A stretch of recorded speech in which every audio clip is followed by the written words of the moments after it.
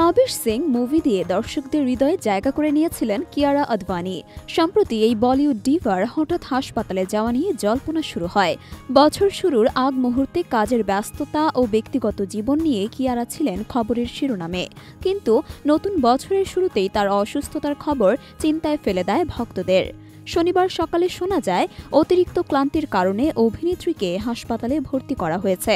অনুরাগীরা যখন উদ্বিগ্ন, তখন কিয়ারার পিআর টিম জানায় হাসপাতালে তিনি ডাক্তার দেখাতে গিয়েছিলেন, তবে ভর্তি হননি।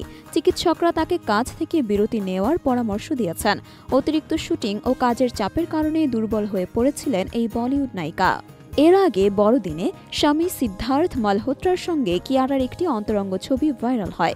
ছবিটি দেখে অনেকেই ধারণা করেন হয়তো সুখবর আসতে চলেছে। এই গুঞ্জন নিয়ে সিদ্ধার্থ কিয়ারা মুখ না খুললেও কিয়ারার অসুস্থতার খবর উঠতেই অন্তঃসত্ত্বা হওয়ার গুঞ্জন আরও জোরালো হয়।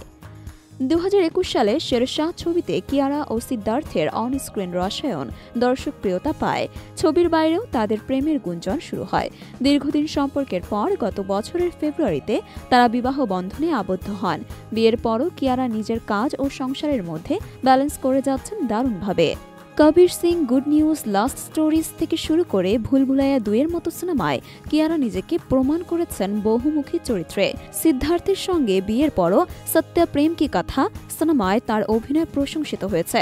তবে বছরও শুটিং আর প্রচারণার ব্যস্ততায় তিনি যেন বিশ্রাম নেওয়ার সুযোগই পাননি। কিয়ারা আদভানির আকস্মিক হাসপাতালে যাওয়ার খবর ভক্তদের চিন্তিত করলেও তিনি এখন পুরোপুরি সুস্থ এবং বিশ্রামে আছেন। গুঞ্জন ও ক্লান্তির এই গল্প যেন আরও একবার প্রমাণ করে তারকাদের ব্যক্তিজীবন নিয়ে কতটা কৌতূহলী তাদের ভক্তরা।